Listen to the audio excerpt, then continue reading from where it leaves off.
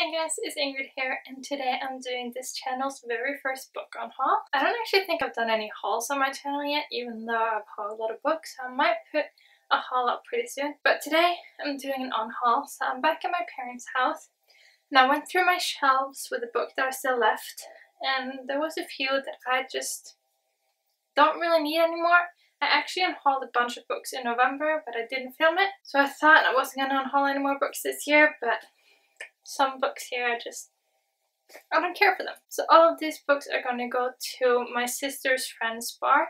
They have a bookshelf there where you can put books and then like do a book exchange. So you bring a book and then you take a book.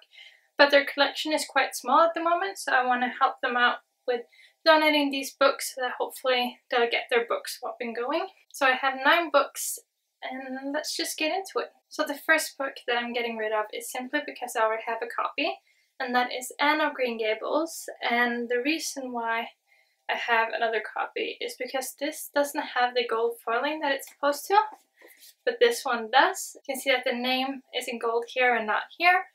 And I bought a box set. The rest of them are actually behind me right here. And this one didn't have the gold foiling on it, so the company that I bought them from sent me a new one that had the gold foiling. So I don't need to keep 2, so I'm giving away the one that is missing the gold, and hopefully it will find a new better home. Next up is The Princess Saves Herself in this one by Amanda Lovelace. This is a book of poetry that unfortunately just wasn't for me. A lot of people really love this book, so I know that someone else would give it more love than it's receiving in my shelf, because I'm not going to reread this. I've read her other book as well, The Witch Doesn't Burn, in this one, and that one I really disliked. So hopefully someone will see this, get excited, love it. It just doesn't have a place in my shelf right now. The next one here is The Fault in Our Stars by John Green. This is a book that I loved years ago, and I still think it's a good book. I just don't see myself rereading it anymore. I've reread it a couple times, and it's just, I don't feel that kind of love towards it anymore. If I really want to, I can always get it from the library, or I can watch the movie. So hopefully this will get a new and better home. Next is a book that I DNF'd, and that is Rivers of London by Ben Aronovich, I believe is how you pronounce his name. I got 120 pages into this, and I really had to push myself through those 120 pages. I originally got this because me and a friend of mine were going to London, and so I wanted to read something about London before we got there. But this was just boring. We follow this detective, and he can see mythical creatures, like things that not everyone can see. And so the premise sounds like something that I would really enjoy, and maybe if I pushed through it more I would. I know this is a really well-loved series, but I have so many books that I really want to read that I'm not going to spend my time trying to push through something that I wasn't really enjoying.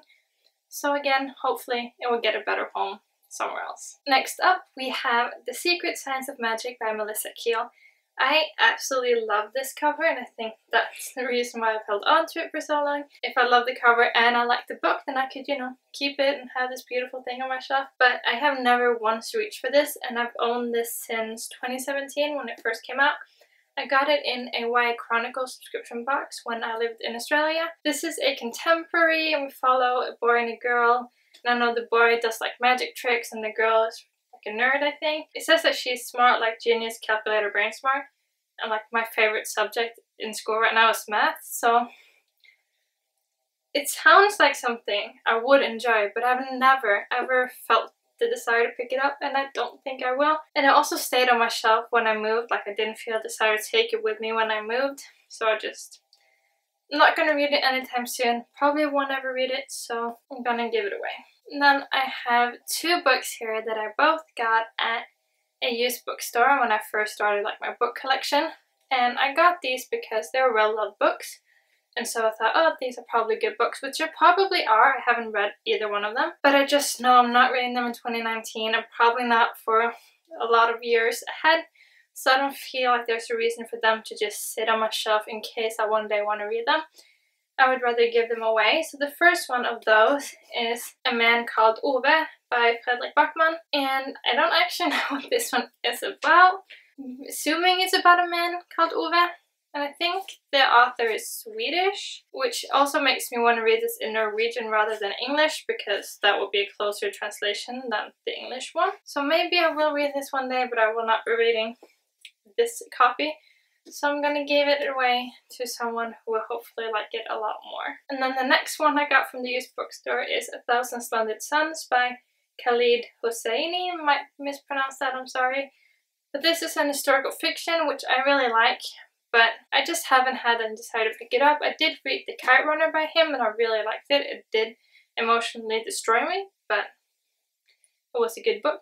And I do believe this is a good book as well. Maybe one day I'll get to it. But as it is right now, there's some historical fictions that I would rather get to, like The Help or The Book Thief. So I just know this is not going to be read within a year, and so I'm just going to give it to someone that will hopefully read it sooner and love it and cherish it the way that it most likely should be. Then the last two books I have are two really popular books. It's a duology. I've already read the first one, but I'm not going to finish it. And that is This Savage Song and Our Dark Duet by Victoria Schwab.